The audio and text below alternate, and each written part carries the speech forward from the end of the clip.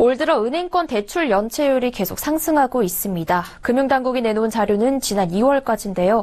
미국은 3월 기준금리를 인상했고 앞으로 적어도 2차례는 더 올릴 것으로 보입니다. 이렇게 되면 연체율은 더 오를 수밖에 없는데요. 우려했던 가계부채 부실화가 현실화되는 건 아닌지 불안감이 커지고 있습니다. 금융증권부 정훈규 기자와 자세한 이야기 나눠보겠습니다. 안녕하세요. 네, 안녕하십니까? 네, 미국의 금리가 인상이 계속되면서 국내 대출 금리도 덩달아 오르고 있어서 대출 부실화 우려가 계속 나오고 있었는데요. 실제 은행의 대출 연체율이 상승했다고요? 네, 금융감독원이 2월 말 국내은행의 원화대출 연체율 현황 자료를 내놨는데요. 지난 1월 달에 이어서 2개월 연속 가계 기업 할 것 없이 모두 연체율이 상승한 것으로 나타났습니다. 우선 가계대출 연체율은 지난 2월 0.29%로 한 달 사이 0.01%포인트 올랐고요. 지난해 말과 비교하면 0.03%포인트 상승한 겁니다. 2월 기업대출 연체율은 0.06%포인트 뛰어 0.79%를 기록했는데요. 특히 중소기업 연체율이 한 달 사이 0.07%포인트 급증했습니다. 미국이 올해 본격적인 금리 인상을 공언하고 있는 상황에서 연초부터 연체율이 일제히 상승하고 있어서 금융권 부채 부실 우려가 점점 커지고 있는 상황입니다. 네, 이 대출 부실화가 가장 걱정되는 부분은 역시 1,300조 원을 넘어선 가계부채 아니겠습니까? 정부는 낙관적인 전망을 해왔는데 이 전망이 좀 어긋난 건 아닐까요? 네, 낙관적인 정부 전망의 배경에는 가계부채질을 좋게 보는 데 있습니다. 한국은행에 따르면 지난해 말 기준 순자산 상위 40%에 해당하는 가구의 부채가 전체 금융부채의 60.8%를 차지한 것으로 조사됐는데요. 또 전체 대출 중 상위 30% 고소득층이거나 신용등급 1에서 3등급의 고신용차주 비중도 각각 70%에 육박했습니다. 대출 총량이 많아도 갚을 수만 있다면 문제가 없다는 논리인데요. 여기서 실제 대출이 늘어난 만큼 소득이 받쳐주고 있는지 볼 필요가 있습니다. 지난해 연간 가구당 월 평균 소득은 약 440만 원으로 한 해 전보다 0.6% 늘었는데요. 관련 통계가 작성된 2003년 이후 가장 낮은 증가율이었습니다. 특히 물가 상승률을 감안하면 지난해 실질소득 증가율은 마이너스 0.4%인데 그 사이 대출은 10% 넘게 증가했습니다.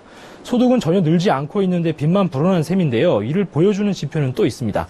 지난해 가계의 가처분 소득 대비 부채 비율은 165.4%로 1년 사이 약 8%포인트나 급증했는데요. 쓸 수 있는 돈을 빚 갚는 데 다 써도 그 돈의 절반이 넘는 금액이 갚아야 할 돈으로 남는다는 얘기입니다. 네. 그런데 미국이 올해 적어도 앞으로 2차례 더 금리를 올릴 것으로 예상되고 있잖아요. 이렇게 되면 대출 연체율 앞으로 더 오를 텐데 정부의 가계 부채 대책은 어떻게 돼가고 있습니까? 네, 정부는 지난해 은행권을 시작으로 올해 이 금융권까지 전방위적으로 가계대출을 옥죄면서 선제 대응에 나서고 있는 상황인데요.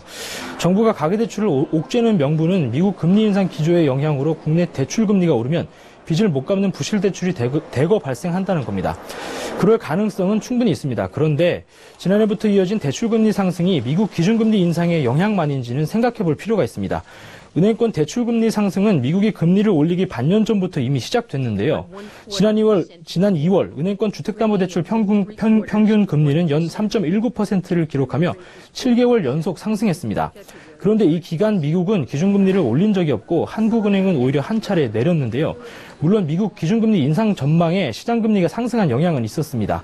하지만 정부의 가계부채 옥죄기에 발맞춘 은행들이 가산금리를 올려 수요를 조절하면서 대출금리 상승의 요인이 됐던 부분이 분명히 있거든요. 실제 2년 전만 해도 은행 대출에서 가산금리 비중이 평균 20%를 밑돌았는데 지난해에는 절반에 육박했습니다. 네, 정부의 가계부채 대책이 오히려 금리 인상 속도를 더 부추겼다 이런 얘기인데요. 그렇다고 정부가 불어나고 있는 가계부채를 마냥 보고 있을 수만은 없지 않습니까? 어떤 대안이 더 필요할까요? 네, 맞습니다. 정부는 금융대책으로 할 수 있는 방법은 다 동원하고 있는 겁니다. 또 양보다 질이 중요하다는 정부의 말도 틀린 말은 아닌데요. 그런데 지금 가계부채 대책을 보면 오히려 정부가 질보다 양을 관리하는 데만 집중하고 있다는 생각이 듭니다. 지금 정부 대책은 쉽게 말해서 가계의 자금 조달 비용을 높여서 현재 소득으로 감당할 수 있는 사람만 대출을 받으라는 식인데요. 이렇게 돈 있는 사람만 대출해주면 앞으로 부실화 가능성이 있는 대출이 더 늘어나는 것은 막을 수 있습니다. 하지만 지금부터 대출을 적게 내준다고 해도 이미 나간 대출이 건전해지거나 앞으로 부실화하는 것을 막을 수는 없는데요. 결국 가계부채질이 좋아지려면 소득을 늘릴 수 있는 쪽으로 접근하면서 취약계층에 대해서는 재정 지원을 통해 부채 구조를 바꾸는 방안을 함께 고민해야 합니다. 특히 위험하니까 대출받지 말라는 식의 접근이 오히려 가계의 소비 여력을 위축시킬 수 있다는 우려도 나오고 있는 상황입니다. 네. 지금까지 대출 연체율 상승이 가지는 의미에 대해 정은규 기자와 이야기 나눠봤습니다. 오늘 말씀 고맙습니다. 네, 감사합니다.